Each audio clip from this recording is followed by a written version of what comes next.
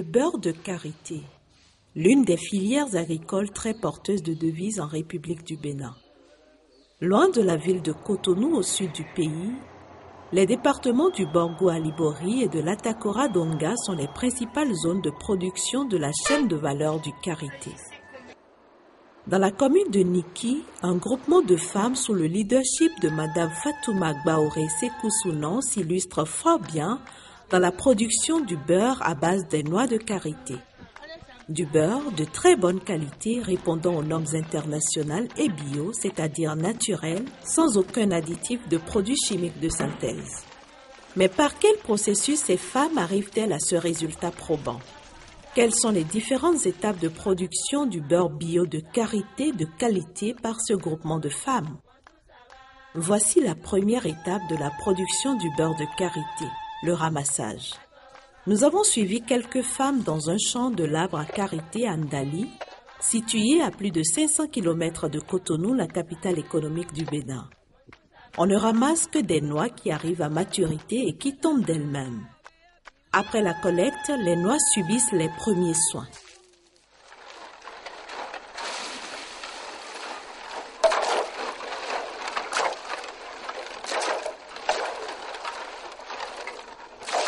Revenus du champ, les noix avaient des déchets. Il faut les laver avant de faire la cuisson. Quand nous les lavons, nous diminuons le temps de la cuisson. Les noix sèches de karité sont proprement lavées.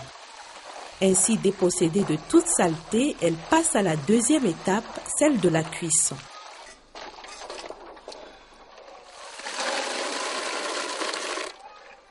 « 30 minutes, c'est déjà prêt. Parce que quand on ne lavait pas, on met 1 heure, 2 heures de temps avant que le produit ne soit prêt. Comme elles savent si bien le faire après la cuisson, les femmes essorent les noix à l'aide de paniers. Ensuite, les noix préparées et essorées sont séchées au soleil. Et lorsqu'elles sont bien sèches, les femmes font le triage. Cette étape consiste à séparer les mauvaises noix des bonnes. À partir des bonnes noix, il faut maintenant récupérer les amandes. Pour ce faire, les femmes battent les noix afin de séparer les amandes de leur coque. Il s'agit du décortiquage, un travail qui demande concentration, ardeur et dextérité.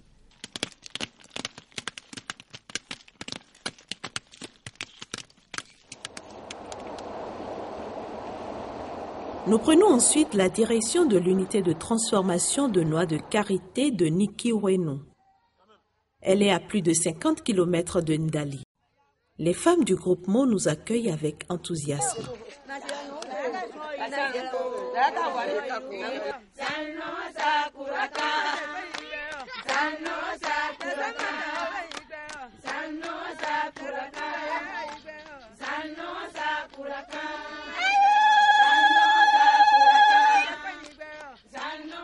Les amandes qui ont germé ne rentrent pas dans la fabrication du beurre parce qu'elles donnent du goût amer au beurre.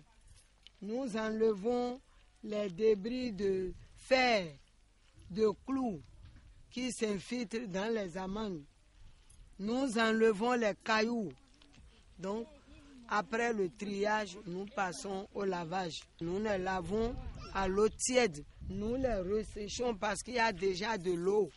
Après le lavage, il y aura encore des amandes qui avaient semblé être bons.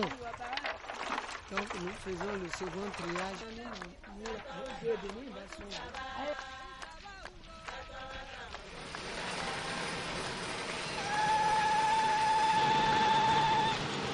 Après le concassage, la machine prend le relais. Ici, les amandes séparées de leur coque sont transformées en particules granuleuses. Après le concassage, nous passons à la torréfaction. La torréfaction qui consiste à rendre les amandes concassées molles, faire sortir l'huile qui est contenue dans l'amande. Donc vous allez partir maintenant à la mouture. Après l'étape de la torréfaction, les particules granuleuses deviennent huileuses sous l'effet de la chaleur du feu et rejoignent le moulin. Cette opération de mouture permet de réduire les particules granuleuses sous une forme pâteuse. Elle est battue à la main, une opération pénible. C'est le barattage. Une machine prend le relais.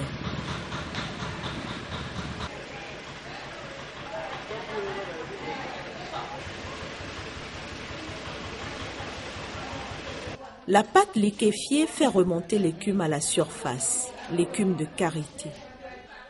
Quand nous versons l'eau, nous récupérons l'écume sur surnage à la surface.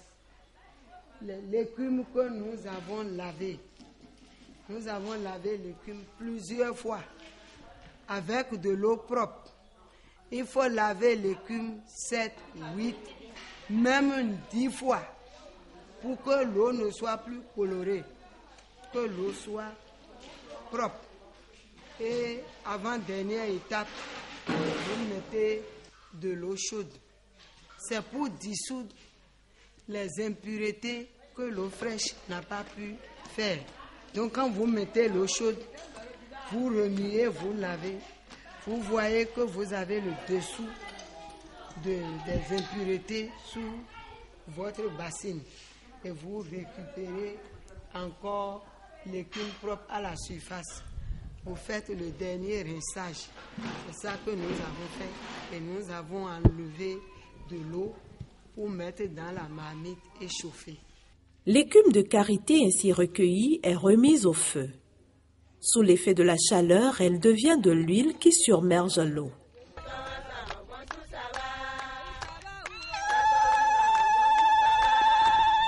Mais comment se rendre compte de la propreté de l'huile pour arrêter l'opération? Les femmes ont bien leur procédé aussi simple mais très rassurant. Pour connaître que votre huile est bien lavée, limpide et propre, elle vous donne la couleur or. Et nous appelons ce beurre-là Chigan. C'est le vrai beurre. Vous avez une bonne odeur. Le beurre de karité est une substance aussi vieille que le monde. Nos ancêtres l'avaient toujours utilisé en médecine préventive et curative pour traiter toutes sortes de maladies. Et c'était un produit phare que n'utilisaient que ceux qui savaient. Et ça traitait les maladies du tube digestif, ça traite les maladies de la peau. Les bienfaits de l'utilisation du beurre de karité sont nombreux. Par la Drug and Food Administration des États-Unis, les fabricants de chocolat sont autorisés à remplacer partiellement le cacao par le beurre de karité à hauteur de 5% de son poids total. Et de nos jours, ça rentre dans presque tous les produits de beauté. Il protège et embellit la peau, la rend souple, la rajeunit et augmente son élasticité.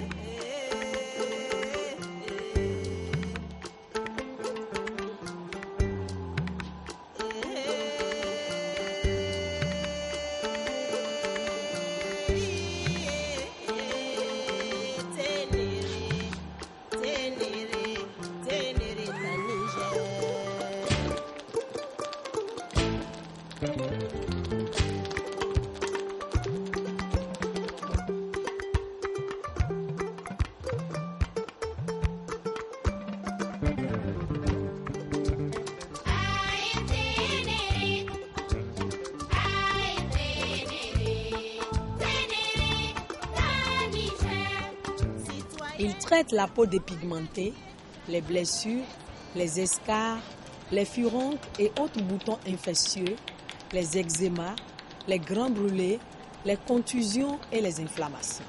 Il est utilisé dans les crèmes, savons et lait de corps. Nous ne finirons jamais de citer les bienfaits liés à l'utilisation du beurre du karité. Disons simplement que la plante de karité est un don de la nature et qu'il faut préservée comme une plante d'utilité publique.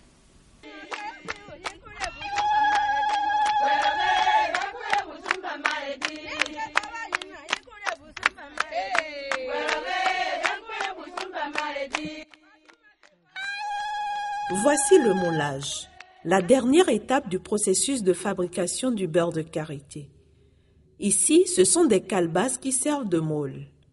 Après le lavage, l'huile refroidie est transvasée dans ces calebasses qui lui donnent sa forme. Mais à la place des calebasses, on peut toujours utiliser tout autre objet ou emballage. À cette dernière étape, le beurre de karité est ainsi prêt pour toute forme de consommation. Même en analyse, vous savez que vous avez un bon beurre. Acidité, impureté, humidité correcte. Et vous avez comme ça le beurre suivant les normes internationales. Vous pouvez aller défendre vous-même votre beurre partout où besoin serait. Vous voyez quel déchet il peut avoir. Nous avons alors bon beurre, bon marché et bon prix.